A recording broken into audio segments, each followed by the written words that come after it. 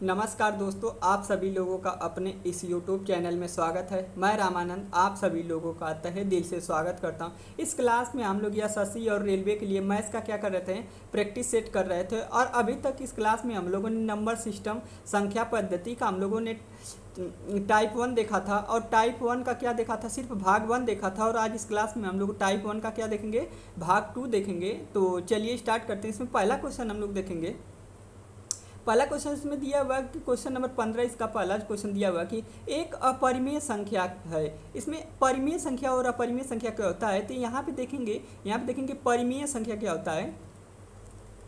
परिमेय संख्या, तो परिमेय संख्या क्या होता है कि वे संख्याएं जो p/q के रूप में होती हैं, वे संख्याएं जो p/q के रूप में होती है और q does not equal to 0 होता है, तो उसे हम लोग क्या कहते हैं, परिमेय संख्या कहते हैं। परिमेय संख्या किसे कहते हैं कि वे संख्या जो p/q के रूप में होती है और q does not equal to 0 होता है, तो उसे हम लोग क्या कहते हैं, परिमेय संख्या कहते हैं। q does not equal to 0 का मतलब क्या होगा कि उसका जो हर होता है वो 0 नहीं होना चाहिए। हर उसका क्या होना चाहिए, 0 नहीं होना चाहिए। तो इस प्रकार की संख्या को हम लोग क्या कहते हैं, परिमेय संख्या कहते हैं। और वे संख्याएं, अपरिमेय संख्या क्या होता है,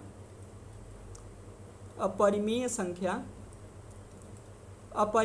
क्या होता है कि वे जो संख्याएं जिन्हें p/q के रूप में नहीं लिखा जा सकता, वे संख्याएं जिन्हें p/q के रूप में नहीं लिखा जा सकता, उसे हम लोग क्या कहते हैं, अपरिमेय संख्या कहते हैं। उसे हम लोग क्या कहते हैं, अपरिमेय संख्या कहते हैं। तो परिमेय संख्या में क्या हो जाएगा, जैसे 1, 2/3, इसी प्रकार 4/5, इस प्रकार की संख्या क्या होती हैं, परिमेय संख्या होती हैं। और यहाँ पे देखेंगे तो पाई, √2, √3, इस प्रकार की संख्या क्या होती है, इस प्रकार की संख्या क्या होती है, परिमेय संख्या होती है। इस प्रकार की संख्या क्या होती है, अपरिमेय संख्या होती है। और वे संख्या जिन्हें p/q के रूप में लिख सकते हैं, उसे हम लोग क्या कहते हैं, परिमेय संख्या कहते हैं। तो आगे हम लोग क्वेश्चन इसमें देखेंगे।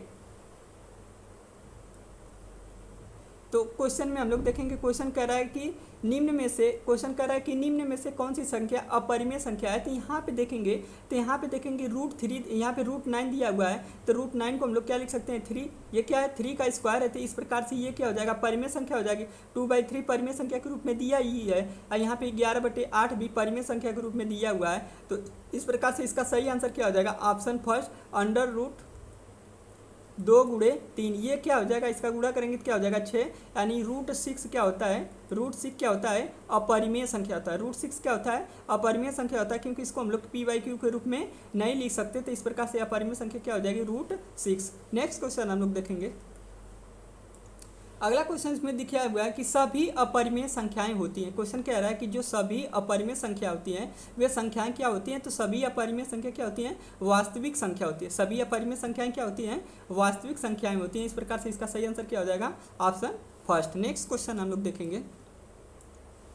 अगला क्वेश्चन इसमें दिया हुआ है, क्वेश्चन नंबर 17, निम्नलिखित में से कौन सी एक अपरिमेय संख्या नहीं है। क्वेश्चन क्या कह रहा है कि निम्नलिखित में से कौन सी एक अपरिमेय संख्या नहीं है। तो यहाँ पे हम लोग देखेंगे तो यहाँ पाई क्या है, अपरिमेय संख्या है, क्योंकि इसे p/q के रूप में नहीं लिखा जा सकता। इसी प्रकार यहाँ पे देखेंगे 76, 52 का भी हम लोग देखेंगे तो इसका वर्गमूल निकालेंगे तो इसका वर्गमूल नहीं निकलेगा, इसका वर्गमूल निकालेंगे नहीं निकलेगा। तो इस प्रकार से ये भी अपरिमेय संख्या नहीं है। इस प्रकार से ये भी क्या है, अपरिमेय संख्या है। इस प्रकार से क्या है, √76, 52 भी क्या है, अपरिमेय संख्या। इसी प्रकार से इसका भी निकालेंगे 52, यहाँ से √ क्या है, यहाँ पे 54, 28 का भी हम लोग वर्गमूल निकालेंगे तो इसका वर्गमूल नहीं निकलेगा। ये भी किसी संख्या का वर्ग नहीं है, किसी भी संख्या का वर्ग नहीं। तो ये भी क्या हो जाएगी, अपरिमेय संख्या होगी। लेकिन यहाँ पे देखेंगे √60, 84 क्या होता है, 78 का वर्ग होता है। क्या होता है, 78 का स्क्वायर कितना होता है, 60, 84। तो इस प्रकार से 60, यहाँ पे 78 क्या हो जाएगा, परिमेय संख्या हो जाएगा। इस प्रकार से 78 क्या हो जाएगा, परिमेय संख्या हो जाएगा। इसका हम लोग वर्गमूल निकाल कर देखेंगे तो ये देखेंगे तो 2 का वर्गमूल नहीं निकलेगा, 3 का भी निकालेंगे तो 3 का भी नहीं निकलेगा। लेकिन यहाँ पे देखेंगे ऑप्शन 4 जो दिया हुआ √60, 84, इसका वर्गमूल निकालेंगे तो कितना आएगा, 78। यानी 78 का स्क्वायर कितना होता है, √60, 84। तो इस प्रकार से इसका सही आंसर क्या हो जाएगा, 78 क्या हो जाएगी, एक अपरिमेय संख्या नहीं है बल्कि क्या है, परिमेय संख्या है। 78 क्या है, परिमेय संख्या है। तो इस प्रकार से इसका सही आंसर क्या हो जाएगा, ऑप्शन 4। नेक्स्ट क्वेश्चन हम लोग देखेंगे। अगला क्वेश्चन इसमें दिया हुआ, निम्नलिखित में से कौन एक परिमेय संख्या है। यहाँ पे कह रहा है कि निम्नलिखित में से कौन सी एक परिमेय संख्या है। तो यहाँ पे देखेंगे ऑप्शन फर्स्ट जो दिया हुआ है कि यहाँ पे दिया हुआ है कि यहाँ पे दिया हुआ कि यहाँ पे क्या बोलता है, घन, यहाँ पे क्यूब 2 - 2 दिया हुआ है, क्यूब 2 - 2 दिया हुआ है, तो इसका क्यूब 2 - 2 को करेंगे तो यहाँ पे इसको देखेंगे, यहाँ पे क्यूब 2 - 2 करेंगे तो इन संख्याओं का क्या होगा, क्यूब 2 का क्यूब निकालेंगे तो और फिर -2 करेंगे तो ये क्या होगा, p/q के रूप में नहीं आएगा, क्योंकि इसका क्यूब निकालेंगे तो क्यूब नहीं निकल सकता। इसी प्रकार 8 का क्यूब निकालेंगे तो कितना आ जाएगा, 2 - 2, इस प्रकार से क्या आ जाएगा, 0। इसी प्रकार यहाँ पे 4 का क्यूब निकालेंगे तो 4 का भी क्यूब नहीं निकल सकता है। इसी प्रकार 12 का निकालेंगे तो 12 का क्यूब भी नहीं निकलेगा। तो यहाँ पे ये भी क्या हो जाएगा, यहाँ पे भी ये भी क्या हो जाएगी, अपरिमेय संख्या हो जाएगी। यहाँ पे ये भी अपरिमेय संख्या हो जाएगी, ये भी अपरिमेय संख्या हो जाएगी। लेकिन यहाँ पे 2 - 2 0 एक क्या होता है, परिमेय संख्या होता है। 0 क्या होता है, परिमेय संख्या होता है। तो इस प्रकार से इसका सही आंसर क्या हो जाएगा, ऑप्शन सेकेंड। इस प्रकार से इसका सही आंसर क्या हो जाएगा, ऑप्शन सेकेंड। नेक्स्ट क्वेश्चन हम लोग देखेंगे, अगला क्वेश्चन इसी प्रकार दिया, परिमेय संख्या 37/2 का स्क्वायर गुणे 5 का दशमलव प्रसार के बाद समाप्त हो जाएगा। यानी क्वेश्चन कह रहा है कि 37/2 इसका स्क्वायर गुणे 5 जो दिया हुआ है, ये दशमलव के कितने स्थान तक जाकर क्या हो जाएगा, समाप्त हो जाएगा। तो इसको हम लोग क्या लिख सकते हैं, 37/4 गुणे 5, 37 बटे क्या हो जाएगा, 4 गुणे 5, जिसको हम क्या लिख सकते हैं, 37/5 का 20, 37/20। इसको डिवाइड करेंगे तो कितना बार देखेंगे, तो यहाँ पे देखेंगे 20 से कम 20, फिर दशमलव, फिर देखेंगे तो कितना बार जाएगा, 20 से कम 20 हो गया, फिर दशमलव देखेंगे तो यहाँ पे कितना हो गया, 17। इसमें दशमलव बढ़ाएंगे तो 0 क्या हो जाएगा, 170। फिर यहाँ पे देखेंगे 8 दूनी 16, यानी कितना बार जाएगा, 8 बार जाएगा। फिर इसको यहाँ पे इसमें से माइनस करेंगे क्या हो जाएगा, 10। फिर दशमलव इसमें बढ़ाएंगे तो 0 हो जाएगा। फिर यहाँ पे देखेंगे तो 20 25 100, यानी इसकी वैल्यू कितनी आ जाएगी, 1.85। इसकी वैल्यू कितनी आ जाएगी, 1.85, यानी दशमलव के कितने स्थान पे जाके समाप्त हो जा रहा है, 2 स्थान पे। यानी इसका सही आंसर क्या हो जाएगा, ऑप्शन से के 2 दशमलव स्थान पे, कितना, 2 दशमलव स्थान पे। नेक्स्ट क्वेश्चन हम लोग देखेंगे, आज का नेक्स्ट क्वेश्चन देखेंगे। इसमें दिया हुआ है क्वेश्चन नंबर 20 कि दिए गए विकल्पों में से यहाँ पे 2/4 और 0.6 के बीच आने वाली परिमेय संख्या क्या होगी। यहाँ पे देखेंगे 2/4 और दिया हुआ है 0.6। 2/4 को हम क्या लिख सकते हैं, 2/4 को हम लिख सकते हैं 0.5 से 0.6 के बीच, 0.5 और 0.6 के बीच आने वाली परिमेय संख्या कौन सी होगी। 0.5 और 0.6 के बीच आने वाली परिमेय संख्या कौन सी होगी। तो यहाँ पे इसको हम लोग ऑप्शन ट्राई करेंगे, ऑप्शन जो इसमें दिया हुआ है तो इसको ट्राई करेंगे। तो यहाँ पे हम लोग देखेंगे ऑप्शन से, तो यहाँ पे देखेंगे ऑप्शन दिया हुआ 11/4 और फिर क्या दिया हुआ 3/4 और फिर दिया हुआ है 21/40 और क्या दिया हुआ है 11/25। क्या दिया हुआ है 11/25। तो यहाँ पे हम लोग देखेंगे, तो यहाँ पे यदि हम लोग देखें तो यहाँ पे देखेंगे 11/4 की वैल्यू कितनी आ जाएगी। तो 11/4 की वैल्यू क्या आ जाएगी, 2.75। 11/4 की वैल्यू कितनी आ जाएगी, 2.75। इसी प्रकार 3/4 की वैल्यू देखेंगे तो क्या हो जाएगा, 0.75। कितनी हो जाएगी, 0.75। इसी प्रकार 21/40 की वैल्यू देखेंगे तो कितनी आ जाएगी, 0.52। कितनी आ जाएगी, 0.52। इसी प्रकार 11/25 की वैल्यू देखेंगे तो क्या आ जाएगा, 0.44। क्या आ जाएगी, 0.44। तो इस प्रकार से हम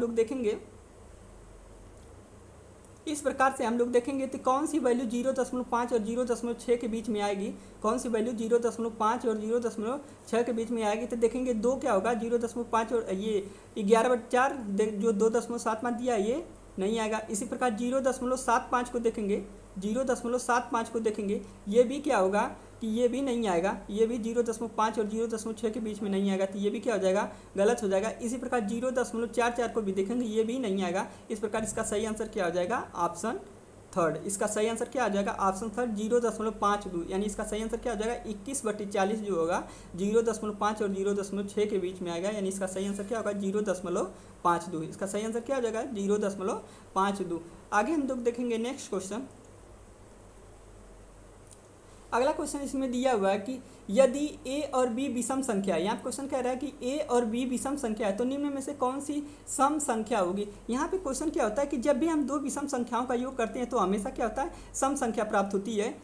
जब भी हम दो विषम संख्याओं का योग करते हैं तो हमेशा क्या होता है, सम संख्या प्राप्त होती है। जैसे 3 और +5 करें 3 और 5 दोनों क्या है, विषम संख्या है, लेकिन इनको जोड़ेंगे तो 5 3 क्या हो जाएगा, 8 क्या हो जाएगा, सम संख्या हो जाएगी। क्या हो जाएगी, सम संख्या हो जाएगी। इसी प्रकार देखें कोई विषम संख्या 7 और प्लस इसी प्रकार से देखें 3, तो 7 3 10 भी क्या हो जाएगा, एक सम संख्या होगा। तो कभी भी दो विषम संख्याओं का योग हमेशा क्या होता है, सम संख्या होता है। इसका सही आंसर क्या हो जाएगा, यानी ऑप्शन फर्स्ट 1 + b क्या हो जाएगा, 1 + b इसका सही आंसर हो जाएगा कि दो विषम संख्याओं का योग हमेशा क्या होता है, सम संख्या होता है। नेक्स्ट क्वेश्चन हम लोग देखेंगे, अगला क्वेश्चन इसमें दिया हुआ क्वेश्चन नंबर 22 दिया हुआ है, यदि a पूर्णांक b प्राकृतिक संख्या है तो b - a होगा। यहाँ पे क्वेश्चन कर रहा है कि a क्या है, पूर्णांक है, और b क्या है, प्राकृतिक संख्या है, तो b - a क्या हो जाएगा। तो यहाँ पे क्वेश्चन हम लोग देख सकते हैं कि जैसे यहाँ पे क्वेश्चन हम लोग क्या देख सकते हैं कि जैसे a पूर्णांक है और b क्या है, प्राकृतिक संख्या है। तो मान लेंगे जैसे 2 एक प्राकृतिक संख्या है, तो 2 प्राकृतिक संख्या के साथ साथ पूर्णांक संख्या भी है, 2 क्या है, प्राकृतिक संख्या के साथ साथ पूर्णांक संख्या भी है। तो इस प्रकार से 2 - 2 कर देंगे तो क्या हो जाएगा, 0। तो 0 भी क्या है, प्राकृतिक संख्या भी है, और यहाँ पे 0 क्या हो जाएगा, पूर्णांक संख्या हो जाएगा। 0 क्या हो जाएगा, पूर्णांक संख्या हो जाएगा। इसलिए इसका सही आंसर क्या हो जाएगा, इसलिए इसका सही आंसर क्या हो जाएगा, तो इस प्रकार b - a यहाँ पे 2 - 2 क्या हो जाएगा, पूर्ण संख्या। क्या हो जाएगा, पूर्ण संख्या। यहाँ ऑप्शन में हमें कुछ गलत दिख रहा है, तो यहाँ पे हम लोग देख लेंगे क्या हो जाएगा, पूर्ण संख्या। यानी यहाँ पे 2 - 2 भी क्या हो जाएगा, पूर्ण संख्या। तो यहाँ पे क्वेश्चन करे यदि a पूर्णांक है, b प्राकृतिक संख्या है, तो b - a भी क्या होगा, पूर्ण संख्या होगा। क्या होगा, पूर्ण संख्या होगा। यहाँ पे जो ऑप्शन दिया हुआ है इसमें हमें कुछ डाउट दिख रहा है, तो यहाँ पे इसका सही आंसर क्या हो जाएगा, ऑप्शन फर्स्ट हो जाएगा इसका पूर्ण। नेक्स्ट क्वेश्चन हम लोग देखेंगे, अगला क्वेश्चन इसमें दिया हुआ है, संख्या 4, 121, 16 और 256 के समूह के संबंध में निम्नलिखित में से कौन सा कथन सत्य है। यहाँ पे क्वेश्चन दिया हुआ कि जो संख्या 4 दी हुई है, 121 दिया हुआ है, 16 दिया हुआ है और 256 दिया हुआ है, तो इसके संबंध में निम्नलिखित में से कौन सा कथन सही है। तो यहाँ पे ऑप्शन फर्स्ट दिया, वे सभी विषम संख्या है, तो ये क्या है, गलत है। ये संख्याएं विषम संख्या नहीं है, बल्कि ये क्या है, सम संख्या है।